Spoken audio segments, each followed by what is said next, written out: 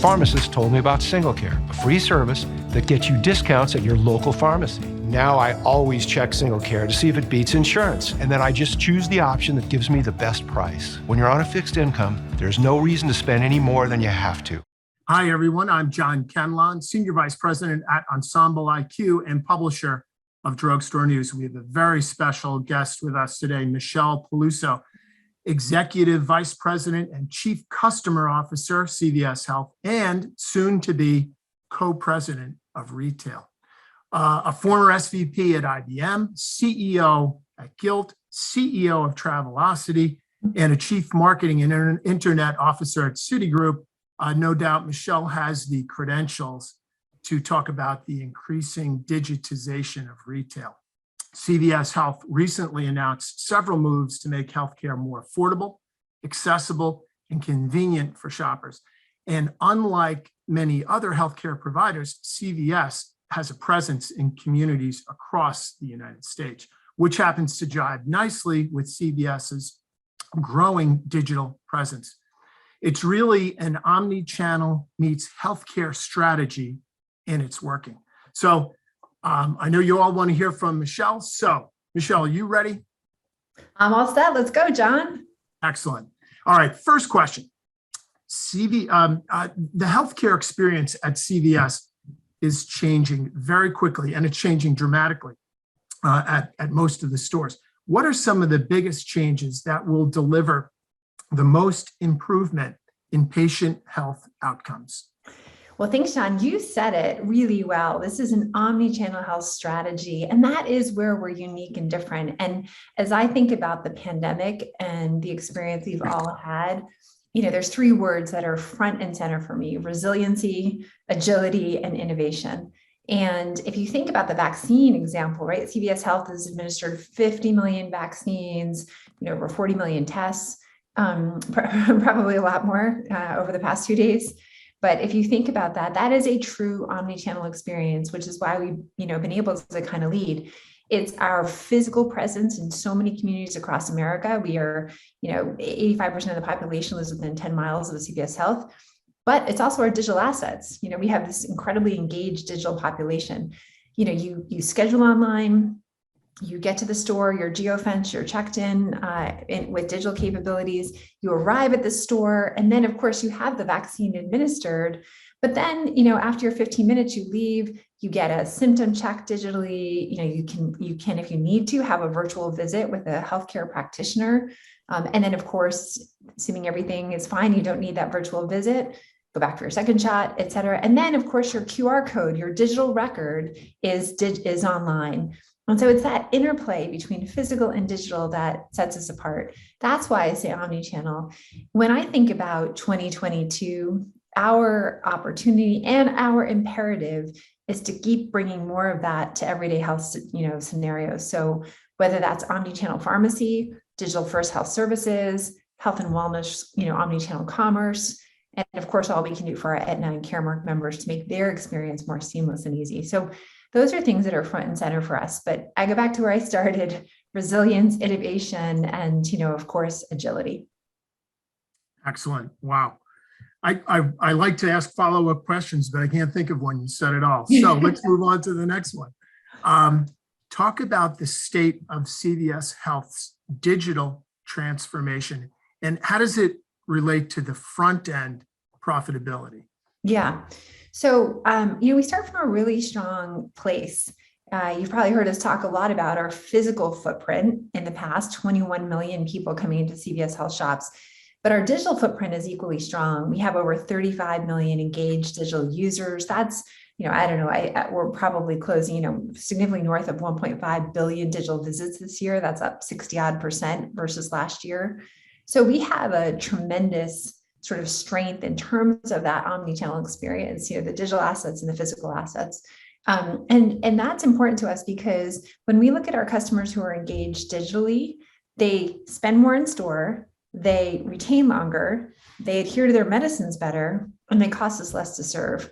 So those are very important as we think about, your question about our financials. We think that customers who engage digitally and physically, right? That kind of omni-channel customer, those are the customers who have the best experience. Matter of fact, their satisfaction is higher. So that's why we're so intent on learning from this experience, learning from the past 2 years. And really, as Karen said in our Investor Day, so well, transforming to be a truly consumer-centered omni-channel health company. That's our mission. And while that is, from a strategy perspective, really critical, on the ground, the past 2 years has forced us to speed up. And that's the thing that gets us excited. And that more engaged shopper, that more engaged omni-channel shopper is probably healthier and is also a better customer for CVS. So everyone wins. That's a great story.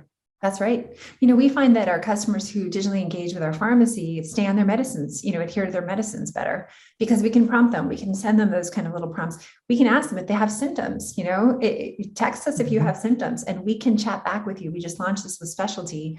We can chat back to help figure out how we get you over those symptoms as opposed to maybe you stopping, to take really important medicine for you. So it does give us a lot of tools. And it gives the consumers a lot of convenience as we think about introducing great new digital capabilities. Everybody wins. That's great. So what does success look like at CVS Health a year from now? How will things have evolved? Yeah, well, I think if you heard any of our Investor Day presentation, Karen laid out a very bold mission, right? To be consumer-centered, tech and digital first, health, omni health company. And so when we think about that, that means we will be deepening our commitment to primary care. You heard Karen speak about that. We are absolutely in our main areas of focus, digital focus, omni-channel pharmacy, omni-channel health and wellness commerce, digital self-service for our member businesses, and digital first healthcare. So things like virtual care, integrated care, all that, those things are really, really critical. To be consumer-centered, we measure ourselves with Net Promoter Score. So we're a Net Promoter Score company that looks very carefully at every piece of feedback customers give. Matter of fact, I spend time every single morning looking at customer feedback that came in from the previous day. And we have some great capabilities, by the way, where we can actually, I can forward the consumer feedback directly to the colleagues who made a difference in that consumer's life and really thank them. So building consumer feedback into the moments that matter. So we're always getting better. We're always improving. We're always figuring out, how to strengthen. We all know healthcare is not the most consumer-centered industry. And, we really passionately believe at CVS Health, the time is now to make that transformation. And we have a unique position and imperative to do so. Yeah, I think what's interesting about healthcare retail is that when the customer or the patient comes into the store, they have higher expectations, I think, than when they go to the doctor's office. When you go to the doctor's office, if I have to wait an hour, I wait an hour and I don't really complain about it. I'm used to it. I've been, I don't know, groomed. Yeah, I shouldn't, but when you go to retail, people expect the product to be on the shelf. They expect someone to help them. They expect to get a good price. They understand the environment and the expectation is higher. So it's a big challenge. I think that's right, John. I think it's incredibly well said. And I think it's also why we have to think so carefully about the digital physical pieces of this, because what we can take off the backs of our really talented colleagues who, by the way, have done an amazing job in a really, really stressful couple of years providing vaccines and testing, pharmaceuticals, and everyday essentials to Americans. I mean, I've been doing a lot of store visits and distribution center visits. I was in Kentucky last Friday, Mayfield County, the town that's obviously to the ground, but one of the buildings still standing is CVS.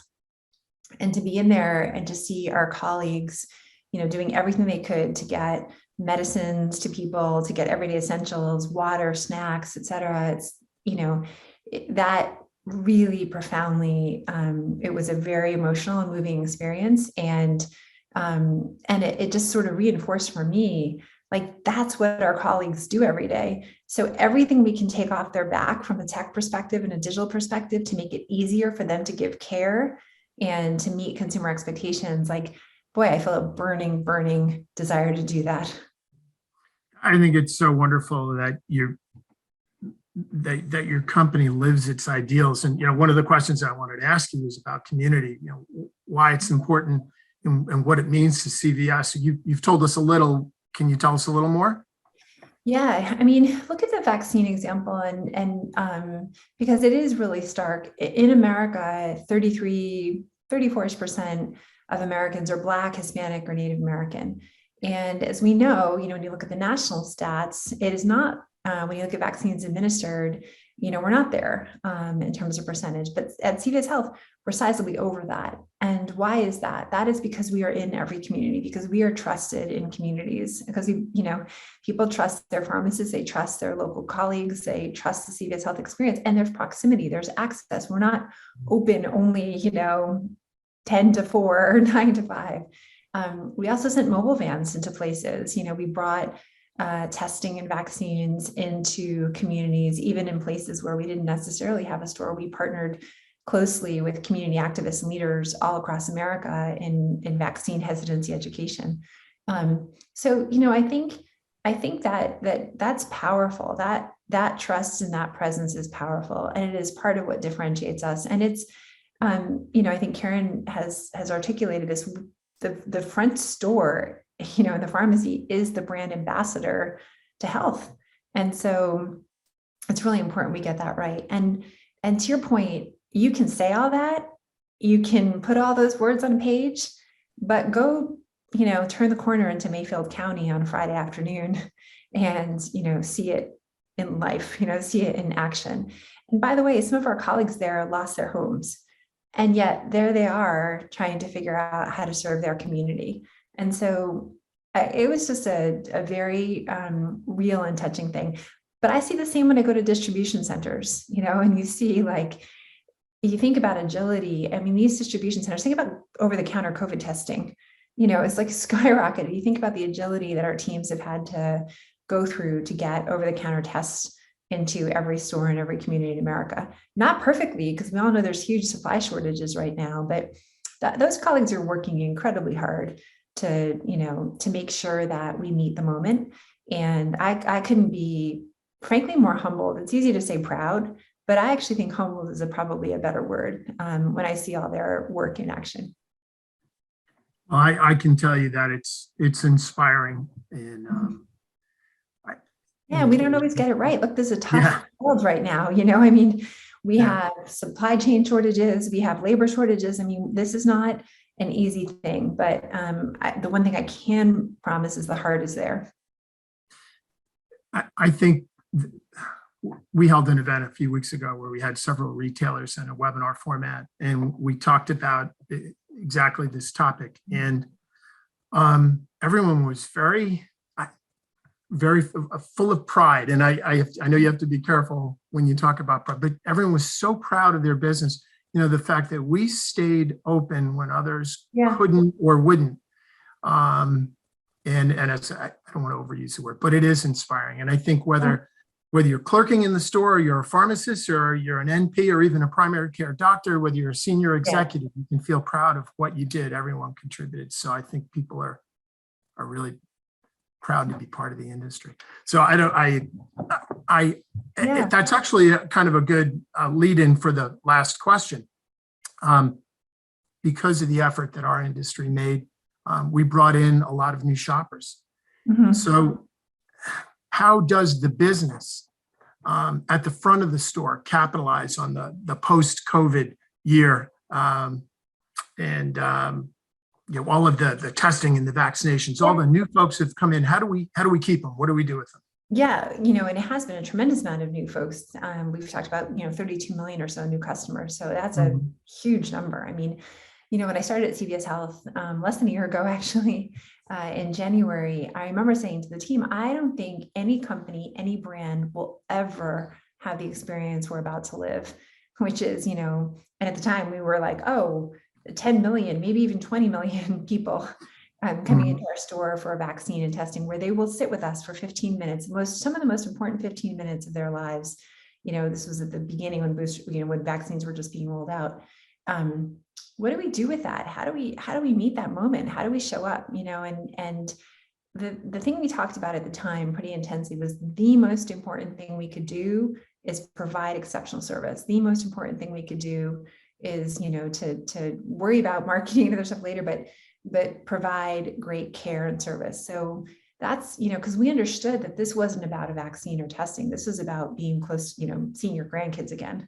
And so I think the team did a really great job. When you look at our net promoter scores from all those experiences, that's a great foundation as we think about 2022 and making sure we're doing everything we can to help, remind people the CVS value prop that we're in your community and, hopefully attract you to be a loyal customer.